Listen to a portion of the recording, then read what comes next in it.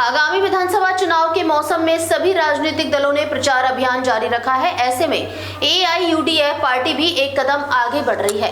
8 मार्च को मोरीगांव जिले के तेंगागुरी बाजार में लाहरी घाट निर्वाचन क्षेत्र के एआईयूडीएफ उम्मीदवार सिद्दीक अहमद ने सामूहिक इफ्तार का आयोजन किया।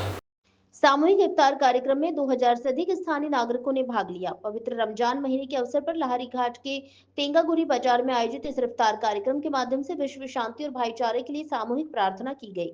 सामूहिक इफ्तार में मोरीगांव जिला अध्यक्ष एवं एआईयूडीएफ पार्टी के उम्मीदवार सिद्दीक अहमद, केंद्रीय युवा मोर्चा के महासचिव अख्तर हुसैन, जिला युवा मोर्चा के अध्यक्ष असकर अली मोरोल, लाहरी घाट ब्लॉक अध्यक्ष अब्दुल रज्जाक, महासचिव अब्दुल जब्बार, भूरा गांव ब्लॉक अध्यक्ष हिफजुर रहमान, महासचिव कलीमुद्दीन।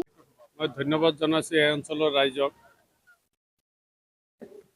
মুৰব্বী সমাজ, যুৱ সমাজক, আলিম সমাজক মই আন্তৰিক কৃতজ্ঞতা আৰু ধন্যবাদ জানাইছো। এই কাৰণে আজি স্বতঃস্ফূৰ্তভাৱে মানুহ আহি আজিৰ এই কাৰ্যসূচী ইফতাৰ পাৰ্টিত যোগদান কৰিছে আৰু এই ইফতাৰ পাৰ্টিৰ যোগেদি আমি কামনা কৰিছো যে সমগ্ৰ আমাৰ এই অঞ্চল তথা অসমবাসীৰ বিভিন্ন জাতি জনগোষ্ঠী ধৰ্মাৱলম্বীৰ মাজত এটা শান্তিৰ বাতাবৰণ সৃষ্টি হয়।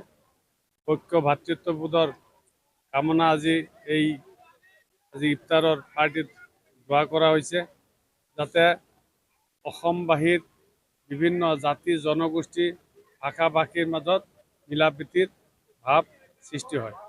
আৰু আজি দলৰ তৰফৰ পৰা আমাৰ কৰ্মকৰ্তা বন্ধুসকলে আজি ইফতাৰ পাৰ্টি আয়োজন কৰিছে আৰু মানুহ আমি ভাবাতকৈ বহুত বেছি হৈছে।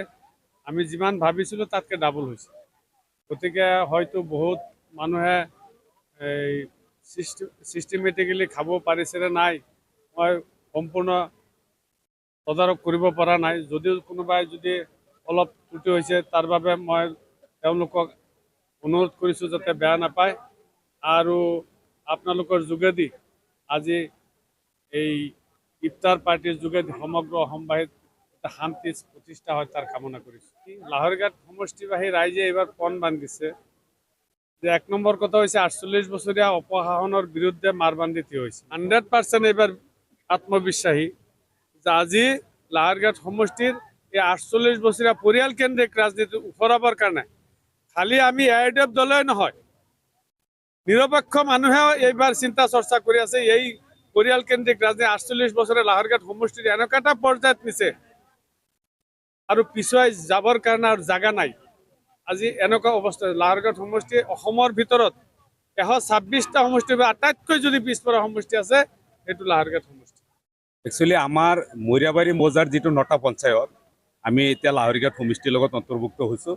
আমি আগৰ পৰাই এআইইউডিএফৰ কেণ্ডিডেটক আমি জিকাই আছোঁ। আমাৰ 3বাৰৰ বিধায়ক হাজী আমিনুল ইছলাম সাহেবক আমি বিজয়ী কৰিছোঁ।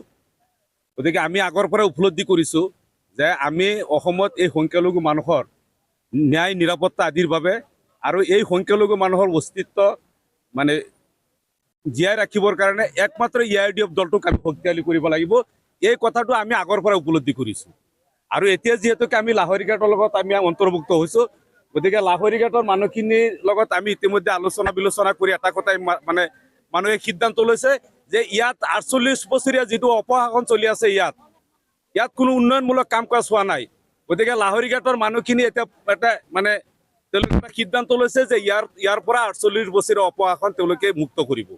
গতিকে আমিও এই লাহৰীঘাট মানুহখিনিৰ লগত আমি জড়িত হৈছোঁ। আমিও পণ বান্ধিছোঁ যে ইয়াৰ পৰা 48 বছৰীয়া যিটো অপশাসন আমি অপশাসন ইয়াৰ পৰা আমি মানে মুক্ত কৰিম।